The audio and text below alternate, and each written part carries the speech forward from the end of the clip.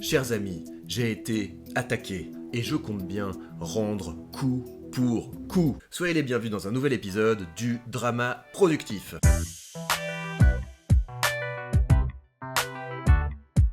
Je vais commencer par un petit rappel historique car vu que ça fait longtemps qu'on n'a pas fait ce format, je voudrais repréciser son essence. Pour la petite histoire, j'étais en train de courir et j'ai eu cette idée et c'est le genre d'idée où on se dit non.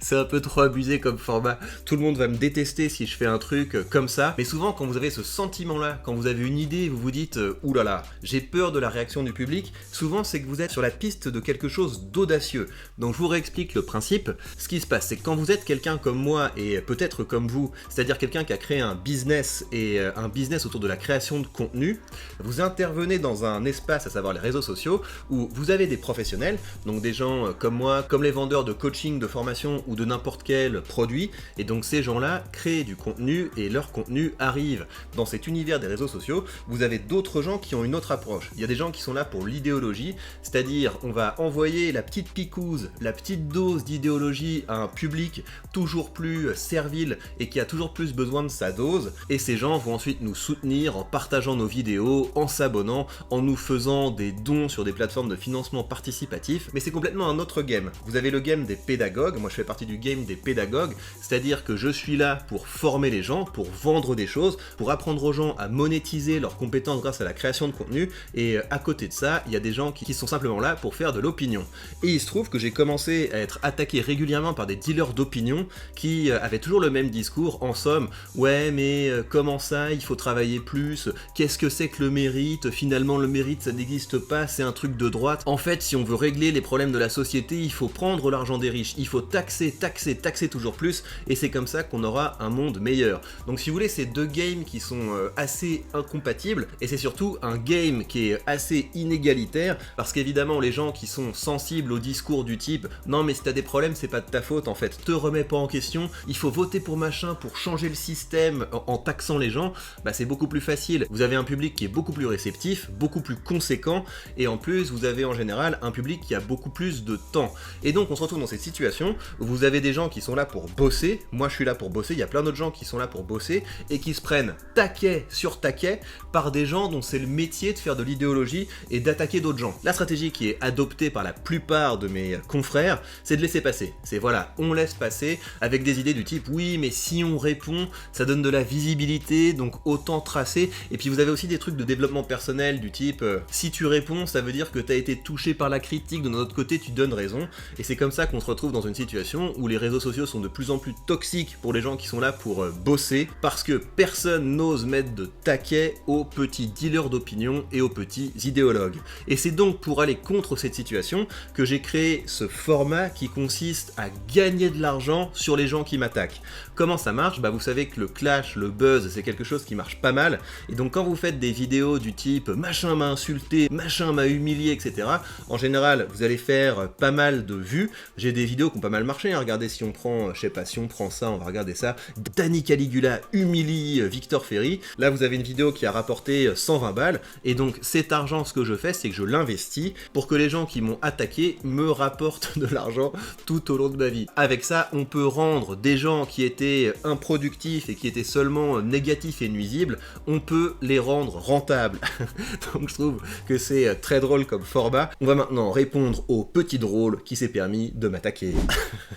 Rien que ça, on n'a pas encore regardé le délire, et on voit qu'il y a déjà des problèmes. Victor Ferry m'a menti, je prouve qu'il est habité par l'esprit du macronisme. J'espère que le gars a de l'humour, et j'espère que c'est du second degré, parce que quand vous faites un titre comme ça, vous avez quelle représentation de votre public ? Vous vous dites, les gens qui me suivent vont pas cliquer pour un truc du type tuto, je vous apprends à développer telle ou telle compétence, tuto, je vous apprends à faire des meilleurs choix dans la vie. Non, ils s'adressent pas du tout à des gens comme ça, ils s'adressent à des gens pour lesquels dire un tel égale Macron, ça suffit d'une part pour le discréditer, et ça suffit d'autre part pour que les gens se disent « Ah ok, ça va, j'ai eu ma dose d'idéologie, je me sens beaucoup mieux maintenant depuis que je déteste une personne de plus. » Donc s'il est sérieux avec son titre, ça veut dire que c'est une caricature de ce que je vous ai décrit précédemment, c'est-à-dire un pauvre dealer d'opinion qui veut enfoncer son public dans la bêtise. Bon allez, on se lance dans ce truc, j'espère qu'au moins ce sera pas trop chiant. C'est pas possible de venir me défier habillé en concombre masqué. Je vais évidemment écouter ce qu'il a à dire, je vais pas m'arrêter à ça, mais là j'ai quand même plus l'impression qu'il a envie de m'inviter à une soirée pour furry curieux que de débattre sérieusement avec moi. Allez, on écoute ce qu'il a à dire. J'ai été très déçu parce qu'il avait dit qu'avec mes paroles et mes discours, je pourrais changer le monde. Mais en fait, à la fin, tout ce qu'il voulait, c'était me vendre quelque chose. Pour ceux qui ne le connaissent pas, Victor Ferry, c'est un youtubeur qui avait commencé avec une chaîne portant son nom et qui donnait des leçons sur la rhétorique. C'était quelqu'un dont j'appréciais, et dont j'apprécie encore quelque part, une part du travail de manière conséquente, parce qu'elle m'a appris beaucoup de choses. Il m'a ouvert à beaucoup d'auteurs et véritablement, c'est peut-être un prof que j'aurais aimé avoir si j'avais été à l'université. Ça y est, je me souviens. C'est un mec, effectivement, j'ai mis en avant sa chaîne à un moment. C'est sur cette chaîne que vous êtes en train de regarder, j'ai fait des exercices de rhétorique. Et ce gars avait envoyé un discours qui était pas mal. Et je l'ai mis parmi les top discours. Je lui ai donné des feedbacks pour lui permettre d'améliorer sa performance. Et je lui ai donc donné une certaine exposition. Et si je me souviens bien, l'origine de ce qu'il me reproche, ça doit être pendant la crise des Gilets jaunes, ou ça doit être pendant la crise de la réforme des retraites. Vous savez que j'ai un canal Telegram. Et ce canal Telegram, ça s'adresse effectivement à des gens qui sont là pour bosser, donc des gens qui ont besoin de créer du contenu pour vendre leurs services, pour vendre leurs produits, donc on est vraiment dans quelque chose de professionnel. Et il a commencé à envoyer tout un tas de propagande et à cesser de discuter sur des questions du type voilà, j'ai envie de faire telle ou telle vidéo, comment est-ce que je peux faire pour que ça marche, j'ai envie de passer un cap au niveau de mes revenus, au niveau de mon nombre d'abonnés, quelle stratégie je peux faire, et j'ai aucun problème à le dire, je vire toutes les personnes qui sont là pour déverser de l'idéologie sur mes réseaux, on est là pour bosser. Donc c'est un youtubeur spécialiste en rhétorique. Je pense que vous devez le connaître parce que pour tous ceux qui s'intéressent un peu à l'histoire, à l'amélioration, un peu au développement personnel aussi, ont dû déjà passer sur sa chaîne. Donc Victor Ferry, on le voit là, 460 000 abonnés, l'art rhétorique et des vidéos qui tournent autour, regardez les populaires, voilà, 4,5 millions de vues, 2,4, 1,9, 1,4, bref, des vidéos très intéressantes qui ont plutôt bien marché. Et ça, c'est sa chaîne principale. Donc sur cette chaîne-là, en fait, il prend des séquences politiques de débats, d'échanges ou d'argumentaires, et il montre en quoi elles sont impactantes, structurant le discours, comment il est fait, comment on y répond, les argumentaires, vraiment l'art de parler en public, l'art de se montrer en public et l'art de pouvoir retourner l'esprit des interlocuteurs ou des spectateurs pour les mettre dans notre camp. Ça c'est bien, ça fait partie des gens qui ont compris à quoi servait ma chaîne et ce que faisait ma chaîne, donc ça va être intéressant de voir où se situe la rupture. Ou l'idée de sa chaîne principale qui est de dire que l'on peut changer le monde avec ses idées, pour peu qu'on y met les bons termes, dans un bon discours. Et en fait, j'ai été déçu parce que, au fur et à mesure, j'ai compris que c'était quelqu'un qui était profondément individualiste dans sa vision de la société. Et on va faire le rapport entre ça, un autre vidéaste qu'il avait qualifié de macroniste, et auquel Victor Ferry avait répondu pas du tout. Moi je tiens à dire que si en fait, Victor, tu es mentalement sur la même ligne que Emmanuel Macron. Peut-être pas politiquement, mais mentalement tu l'es. Déjà il y a un truc que je trouve hallucinant et en partie c'est un petit peu de ma faute. Il y a un mec qui a consacré une partie significative de son temps à spéculer ce que j'avais sur la tête, parce que faire une vidéo sur un mec comme moi pour se dire regardez, Eureka, Victor dans son cerveau c'est le macronisme. Alors j'ai hâte de voir ce qu'il va dire parce que moi j'aurais des choses à vous dire sur Macron et je pense que cette vidéo en sera à l'occasion.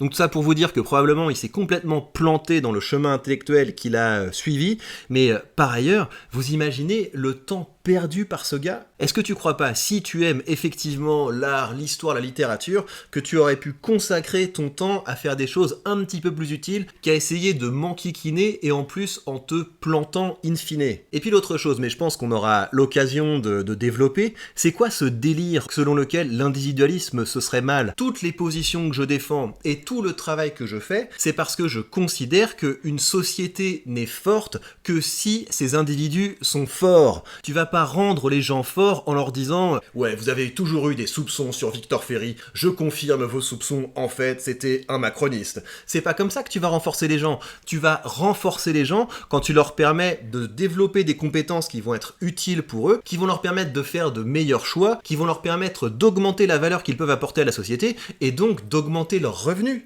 Et j'avoue que je commence à en avoir marre de cette vieille litanie de gauche selon laquelle le bien ce serait l'assistanat. Voilà, il y a des gens qui ont réussi, on ne sait pas pourquoi en fait, parce que peut-être que c'est de la chance, voilà, c'est de la chance, c'est du déterminisme, et donc ces gens qui ont réussi, ils le méritent pas, donc on va prendre leur argent et on va le donner à des gens qui n'ont rien fait pour l'obtenir. Et on croit que comme ça, on va créer une super société. Et bah ton modèle de société soi-disant non individualiste, ton modèle de société collectiviste, ça revient à quoi? C'est comme si tu avais un jardin et tu te dis la bonne manière de gérer mon jardin, ça va être d'arroser les mauvaises herbes et ça va être de couper tous les arbres fruitiers. Voilà, c'est mal les arbres fruitiers, les mauvaises herbes ont bien le droit de se développer, on va bien arroser les mauvaises herbes, on va couper tout ce qui est productif et puis finalement on croit qu'on va avoir un bon jardin. Bah non mon gars, donc tu peux essayer de faire ta morale à 2 balles en disant oui mais les pauvres gens etc.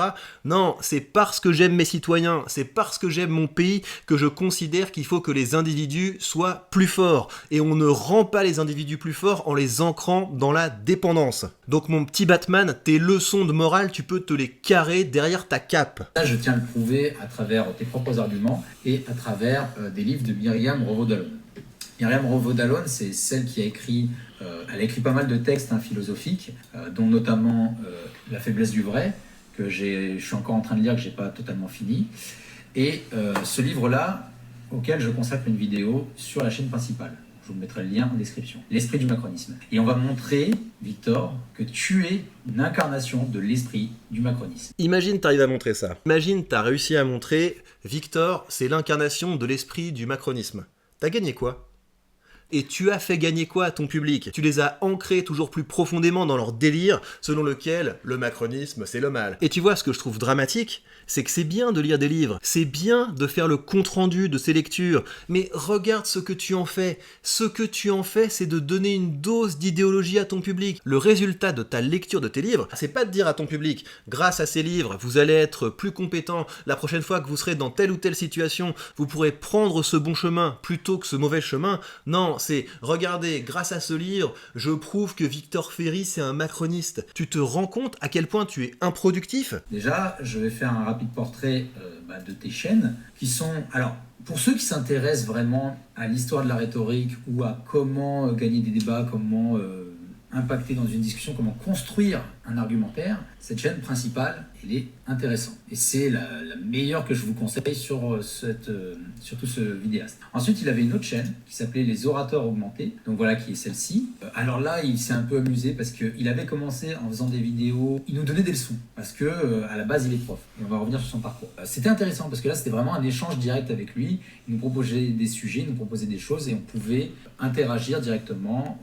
Il prenait des exemples dans tous ceux qui avaient répondu. Mais tu peux toujours interagir directement avec moi. C'est ça que t'as pas compris, en fait, ça le gros problème. Et j'ai peur que dans ton esprit, la seule éducation qui vaille, c'est l'éducation qui est gratuite, voilà. C'est l'éducation de base où on t'a forcé à aller à l'école, t'as un prof qui te fait cours, tu crois que c'est gratuit parce que t'as pas payé directement, mais en vérité c'est payé par les impôts de tes parents si tes parents payent des impôts. L'éducation c'est ça, voilà. C'est le summum de l'éducation, mais il faut te dire que en dehors de ce système de l'éducation publique, t'as une autre manière de se former. Et les gens comme moi qui ont développé un savoir et qui ont envie de le partager et d'être rémunérés pour ça, eh bien ils le font en mettant des produits sur le marché, et si ces produits sont jugés utiles par le public, ces gens l'achètent. En quoi c'est une mauvaise manière de travailler? Donc moi j'imagine ce qui s'est passé, peut-être que t'avais pas d'argent à dépenser, ou peut-être que tu te disais ouais je l'aime bien mais ça vaut peut-être pas quand même mon argent. Et vu que moi évidemment je vais consacrer plus de temps aux gens qui ont fait un pas vers moi, bah t'as dû te sentir un petit peu floué, tu t'es dit ouais c'est pas juste, j'ai plus la même relation privilégiée que j'avais avec le professeur, mais ça mon gars c'est ton problème. Moi je fais toujours mon travail de professeur, et la preuve c'est que si tu regardes sur cette chaîne, les vidéos que tu vas trouver sur cette chaîne, c'est des tutos. Et un tuto, c'est quoi? Un tuto, c'est une série d'étapes pour aider les gens à accomplir quelque chose. Regarde la vidéo que tu viens de publier de ton côté sur ta chaîne. Je prouve qu'il est habité par l'esprit du macronisme.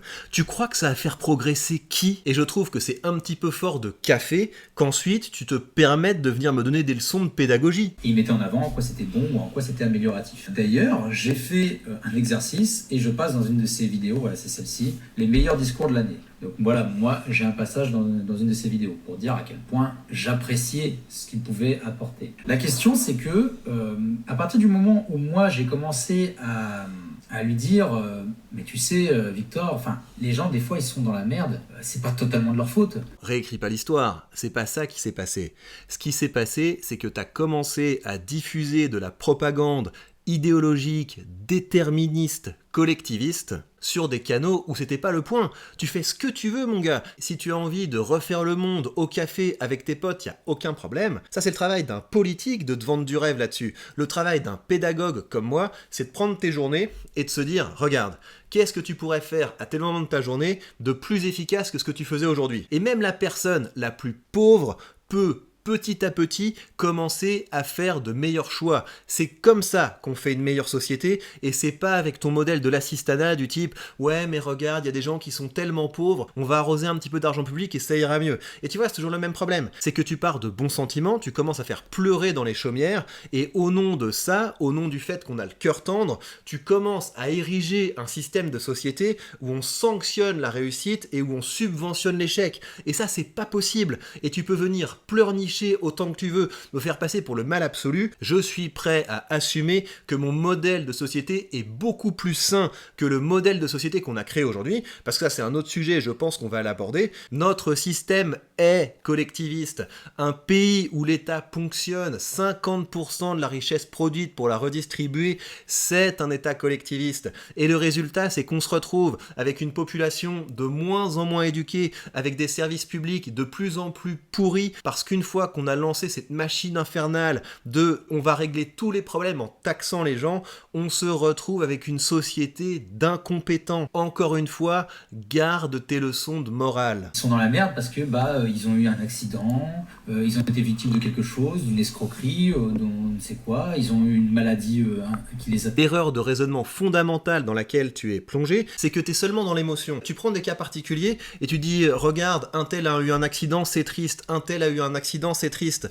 Moi, ce que je te dis, c'est que si tu crées une société où les gens payent beaucoup moins d'impôts, les gens auront beaucoup plus d'argent pour prendre soin d'eux et pour prendre soin des leurs. Si tes enfants ont un problème, si tes frères et sœurs ou tes cousins ont un problème, est-ce que tu crois pas que tu pourrais leur venir en aide plus facilement si l'État te prenait moins d'argent? Encore une fois, ton principe là de la solidarité abstraite, c'est quelque chose qui, sur le papier, peut faire triper les théoriciens. En réalité, ce qui se passe, c'est que l'argent que tu as gagné, on te le prend, t'as 15 niveaux administratifs de gens qui se servent au passage, ensuite on en redistribue une toute petite partie dans des services publics qui ne fonctionnent pas, parce que la différence entre un service public et une entreprise, c'est que le service public peut se permettre d'être inefficace, de n'être pas rentable. Plus vous vous enfoncez dans le collectivisme, plus vous avez des services publics dégradés, et c'est là qu'on en revient à toi, à ceux qui ne sont pas capables de distinguer les causes et les conséquences. La conséquence, c'est que tu vois que les services publics sont dégradés, et je te dis, ah ouais, ils sont dégradés, il faut prendre plus d'impôts aux riches, alors qu'on ponctionne déjà un maximum d'argent aux riches. Et ce que tu observes sur le terrain, à savoir les services publics dégradés, c'est pas une question de plus d'argent public. Tu prends n'importe quel service public, tu te rends compte que la France dépense plus par rapport à tous ses voisins pour un service moins bon. Qui dit argent public dit déresponsabilisation, et à l'échelle d'une société, ça fait ce marasme qu'on a aujourd'hui. Donc c'est précisément parce que je voudrais des citoyens moins pauvres, mieux soignés, mieux éduqués, que je me bats contre ce système collectiviste. Quand tu vas amener tes enfants à l'école, il n'y a pas de prof, il n'y a pas de remplaçant. Quand il y a de l'insécurité dans ta ville parce que effectivement il y a des batailles de gangs dans des quartiers, il y a des cambriolages réguliers, le niveau de vie global baisse, alors tu payes toujours plus d'impôts, tu te dis en fait l'État est en train de me voler et moi je suis la bonne poire dans l'histoire. Et du coup il s'est éloigné des discours de solidarité pour rentrer dans un mood je ne me consacre qu'à moi, je ne me consacre qu'à mon business. Et c'est là en fait que tu délires. Pourquoi est-ce que j'ai créé une chaîne business? Le contenu de la chaîne business, c'est pas regardez-moi atteindre la liberté financière. Le contenu de la chaîne business, c'est regarder comment vous, en partant de rien, vous allez pouvoir atteindre un niveau supérieur de liberté financière. Cette chaîne, je l'ai faite pour désintoxiquer les gens, pour leur redonner du pouvoir, pour qu'ils comprennent qu'en changeant certaines idées, qu'en adoptant certains comportements, ils deviendront plus forts et plus libres. Mais toi, tu t'es arrêté à « il veut faire du business, il veut gagner de l'argent », c'est qu'il est individualiste. Dans tout ce que je fais, je me comporte en pédagogue, c'est-à-dire que je me bats pour que les gens qui me suivent soient plus libres, plus indépendants, soient plus compétents. C'est exactement le contraire de ce que tu fais. Parce que la conclusion de chacun des discours que tu vas faire à partir de ton prisme idéologique, c'est vous ne pourrez rien faire à l'échelle individuelle parce que vous avez des déterminismes, parce que pas de chance, parce que je sais pas quoi. Donc votre seule solution, c'est l'action collective. C'est joli comme ça, action collective. Mais ça veut dire quoi, action collective ? Ça veut dire, venez, on fait triompher telle idéologie, on apporte telle oligarchie au pouvoir pour qu'il puisse continuer de tondre les éléments productifs de la société pour vous. Donc ton sophisme fondamental, c'est de considérer que parce que je m'adresse à des individus pour améliorer les individus, je suis individualiste. Non, je fais ce que je fais parce que j'ai d'excellentes raisons de penser qu'une société, c'est pas une espèce de masse abstraite. Une société, c'est une somme d'individus, et plus ces individus sont libres, compétents, indépendants, et plus en tant que société, nous serons forts. Et dans cette vidéo, il explique très bien qu'il aurait pu avoir un poste bien payé, sécurisé à l'université, si je ne me trompe pas, en tant qu'enseignant-chercheur, et à cause de soucis administratifs, parce que lui, il avait tout fait bien comme il faut, mais que quelqu'un n'avait pas fait sa part du boulot, et ben il s'est retrouvé dans la galère. Et comme il s'est retrouvé dans la galère, il a cherché à voir ce qu'il pouvait avoir comme aide le temps de rebondir, notamment le chômage, et on lui a dit, d'après lui, non, en fait, votre dossier n'est pas à jour, il aurait fallu faire la demande il y a quelques semaines avant, parce que là, vous n'y avez pas le droit. Et lui, il m'a dit, mais attendez, il y a quelques semaines avant, j'étais censé avoir un poste. Donc, je comprends ce rejet qu'il a eu, parce qu'il s'est dit, en fait, on a des aides, mais si on fait pas, si on split pas en 4, c'est mort. Là, tu vois, je rebondirai là-dessus, Victor, en disant que tu vois à quel point ça peut être difficile d'obtenir des aides, alors que t'as tout fait pour y avoir le droit. Hein. Mais déjà, la première difficulté à obtenir ces aides font que beaucoup de gens, du coup, ne les demandent pas. T'oublies un aspect de l'histoire. Il y a des professionnels du décrochage d'aide, aidés par des associations dont la fonction est de permettre aux gens d'obtenir des aides. Tu penses que c'est quoi le plus vertueux ? Le plus vertueux, est-ce que c'est de créer un système où il y a tellement d'argent public que tu as plein d'organismes qui sont là pour aider les gens à essayer de récupérer un maximum de l'argent des autres ? Est-ce que c'est ça que tu veux comme modèle de société ? Ou est-ce que le modèle de société que tu veux, c'est un modèle où chacun essaie de créer de la valeur, essaie de créer de la richesse en se cultivant et en progressant. C'est ça que je vise avec mon contenu. Parce que je considère que c'est une situation bien plus souhaitable d'être maître de ses revenus plutôt que d'être quelqu'un qui est dans la dépendance. Et vu que tu aimes les livres, je te conseille vivement celui-ci, Agnès Verdier-Molinier, Où va notre argent ? Et tu verras un petit peu le délire. Tu auras la réponse précise et factuelle à cette question. Comment ça se fait qu'on paye de plus en plus d'impôts et que les services publics sont de plus en plus dégradés parce que le collectivisme mène à l'effondrement. Donc tu peux continuer à multiplier les anecdotes sur les parcours de vie brisés et faire pleurer dans les chaumières, mais tu peux aussi dézoomer, regarder la situation telle qu'elle est et comprendre que la racine du mal, c'est le collectivisme. Donc tout ce que tu dis, c'est passionnant, mais moi j'attends encore que tu me prouves que je suis macroniste. L'esprit du macronisme, c'est se considérer soi-même comme étant sa propre entreprise et faire des choix de sorte à s'améliorer soi-même en dehors de toute activité. Alors bon, la première chose, c'est que moi, Macron, je m'en tape complètement. Macron, je considère que c'est un guignol. Pourquoi est-ce que je considère que Macron c'est un guignol ? Précisément parce que je suis libéral et que Macron c'est un collectiviste. Encore une fois, c'est sous Macron que nous avons eu le pic historique au niveau de la richesse prélevée par l'État. Donc moi ça me fait marrer. Ça me fait marrer là le mec qui est censé être le petit Mozart de la finance. Ouais, je commence par travailler chez Rothschild, etc. Et puis comme par hasard, Mozart de la finance, il finit où ? Il finit dans un pauvre boulot à l'Élysée en étant payé par nos impôts. Si ce gars avait été vraiment si compétent qu'on nous le dit, il aurait fait une belle carrière dans la finance. Ça aurait été devenu un gars qui est capable de vivre par lui-même sans avoir besoin d'un poste qui est payé par les impôts des gens. Donc pour moi, Macron, ridicule, et je trouve ridicule qu'on nous fasse passer comme libéral un président sous le règne duquel on a atteint un pic de collectivisme. Et je trouve que tout ce que tu dis, c'est hyper fébrile. Regarde ce que t'as fait. T'as lu un livre d'une dame qui a perdu son temps, car qu'est-ce qu'on s'en fiche d'Emmanuel Macron ? Donc t'es censé être une philosophe, et toi ce que tu fais, c'est un livre pour vous dire « Regardez, Emmanuel Macron pense ci, Emmanuel Macron pense ça, son esprit c'est ci, c'est ça. » Ok, super intéressant. Toi tu prends ce livre qui à la base a pas l'air quand même hyper passionnant quand t'as des choses réelles à faire dans la vie, et tu te dis « Tiens, ça ressemble un petit peu à ce qu'a fait Victor Ferry. À aucun moment tu te dis, tiens, mais finalement, cette idée que chacun devrait être sa propre entreprise, est-ce que c'est si bête ? Est-ce que c'est si bête d'envisager que les citoyens, plutôt que d'être dépendants de l'argent qui vient d'un État, parce qu'il faut te dire qu'un État, c'est quelque chose qui te donne des droits, mais il peut aussi du jour au lendemain t'imposer des choses. Vous voyez, c'est le délire autour de, ouais, le monde sera beau une fois qu'on aura instauré le revenu universel. D'accord, imagine cette situation où effectivement on pousse encore plus loin le délire collectiviste. Chacun a son petit revenu universel. Et un jour, l'État vous dit « Ouais, mais les gars, en fait, si vous voulez continuer à avoir votre revenu universel, je pense que c'est une bonne idée qu'on vous mette une puce dans le bas du dos. Et puis comme ça, cette puce pourra nous dire « Tiens, là, la puce nous dit que vous avez pris 3 fois la voiture cette semaine, c'est quand même pas très bien, donc on va vous supprimer vos revenus, etc. » On peut vraiment se retrouver dans un délire comme ça. Et en partie, on est déjà dans un délire comme ça. Quand t'es dans une situation où t'as un pourcentage si grand de la population qui, pour vivre, a besoin de cette boucle répugnante, je prends de l'argent à ceux qui réussissent et hop, je le redonne à des gens pour les ancrer un petit peu plus dans la dépendance, eh bien tu te retrouves dans une situation où l'État peut faire ce qu'il veut des gens qui dépendent de lui. Donc moi je veux bien que dans ton système de pensée, il suffise de dire c'est du macronisme donc c'est mal, mais réfléchis, essaie de penser par toi-même. Est-ce que tu penses pas que c'est plus sain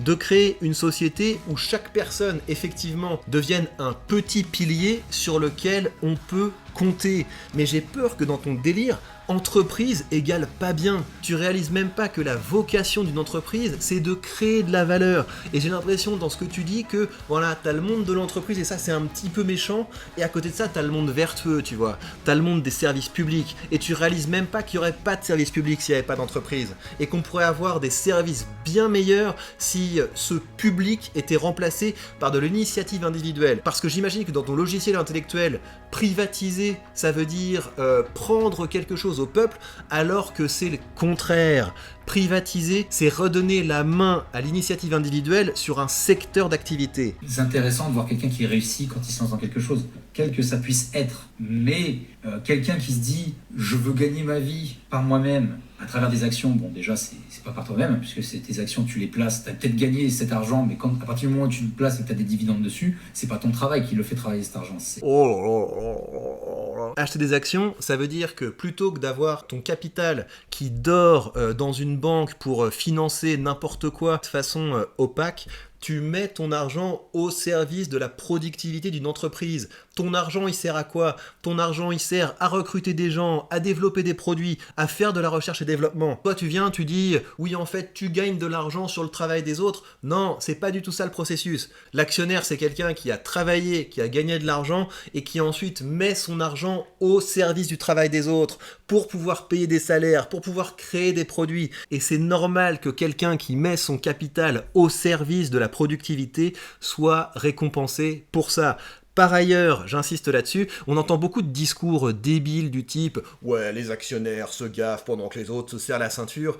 Regardez la courbe de répartition de la valeur au sein d'une entreprise. Vous avez la plus grosse partie de la valeur créée par une entreprise qui va dans les poches des salariés. Ensuite, vous avez une part qui est tout aussi grosse qui va dans la poche de l'État.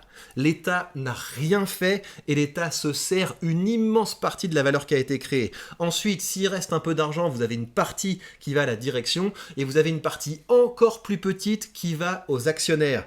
Et ces actionnaires sont taxés quand ils passent une transaction parce que vous avez une taxe sur les transactions en bourse. Les actionnaires sont taxés ensuite s'ils ont fait un bon choix d'investissement et qu'ils font une plus-value. Et les actionnaires sont taxés ensuite à la source sur les dividendes. Et ensuite, les actionnaires sont taxés quand leurs revenus en dividendes augmentent leur assiette d'imposition sur le revenu. Donc tu imagines le délire. Et donc plutôt que de créer cette montagne de taxes, est-ce que ce serait pas plus intelligent de permettre aux actionnaires de gagner plus d'argent, de sortir de ce système de retraite par répartition stupide et de permettre aux gens d'épargner pour leur retraite en ayant un vrai retour sur investissement tout au long de leur carrière, parce qu'une personne qui est capable d'épargner ne serait-ce que 50 balles par mois tout au long de sa carrière, parce qu'elle serait moins assommée de taxes et d'impôts, se retrouverait beaucoup plus riche et beaucoup plus indépendante au moment de prendre sa retraite qu'avec notre pyramide de Ponzi actuelle qui est répugnante. Et tu l'aurais compris si tu avais discuté sérieusement plutôt que de partager de la propagande collectiviste sur la réforme des retraites. La réforme des retraites de Macron est une réforme de gauche, une réforme qui vise à maintenir ce système de répartition injuste, alors que les Français seraient beaucoup plus riches et beaucoup plus heureux si on décidait de passer à un système par capitalisation. En même temps, avoir un rejet complet de tout ce qui est institution sociale et vivre ensemble, c'est l'inverse de la civilisation. En fait, ce que tu fais, c'est que tu empiles des concepts, tu vois. Tu empiles des concepts, vivre ensemble, lien social, civilisation, tout ça parce que tu as chargé ces concepts positivement. Mais tu ne comprends pas du tout ce qu'il y a derrière. Évidemment que je suis pour le vivre ensemble, évidemment que je suis pour la bienveillance. Le fait est qu'on est dans une situation où, vu qu'on a cette combinaison de Français de plus en plus taxés, de plus en plus imposés et subis à de plus en plus de normes, c'est ça qui détruit le lien social. Tu sais que tu es entouré de gens qui, d'une manière ou d'une autre, vivent sur tes impôts. Est-ce que tu vas créer un lien social en ponctionnant les gens qui réussissent et en arrosant d'argent d'autres personnes? En faisant ça, la personne qui est ponctionnée se sent arnaquée et la personne qui reçoit n'a aucune reconnaissance. Il faut que tu revoies tout. Il faut que tu revoies ta conception de solidarité. Il faut que tu revoies ta conception de société. Il faut que tu revoies ta conception de lien social, ou en tout cas que tu essaies d'y penser par toi-même. Et je trouve ça dramatique en fait, parce que tu as l'air d'avoir lu des livres. Et lire des livres pour en sortir ça, ça veut dire qu'il y a quelque chose qui s'est pas bien enclenché, et ça correspond avec le parcours que tu as eu avec mon contenu.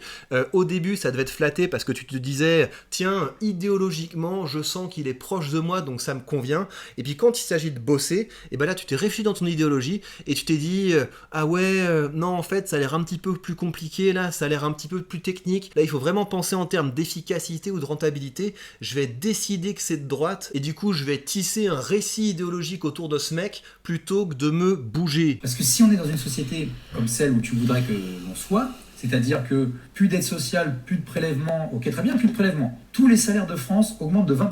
Parce qu'il n'y a plus de prélèvements sociaux, il n'y a plus de prélèvements obligatoires. Qu'est-ce qui va se passer sur le marché quand tous les salaires vont augmenter de 20%? Les prix du marché vont augmenter avec. Parce que tu n'imagines pas que tous les entreprises du secteur savent que les gens ont 20% de revenus. Mais qu'est-ce que tu comprends pas? Est-ce que tu crois pas que quand l'État file du RSA, que quand l'État file des aides sociales pour permettre à des gens qui normalement n'auraient pas de pouvoir d'achat, de pouvoir consommer, est-ce que tu crois que ça alimente pas l'inflation? Donc ton argument sur l'inflation, c'est pas bon, mais surtout, il y a un point fondamental. Les 500 balles que le travailleur va récupérer sur sa fiche de paye parce qu'il sera moins ponctionné de taxes et d'impôts ne sont pas du tout équivalents aux 500 balles que pourrait récupérer l'assisté aux aides sociales, parce que le travail, contrairement à ce qu'on nous rabâche continuellement dans certains milieux idéologiques, c'est pas juste t'es un pauvre esclave comme ça qui charbonne.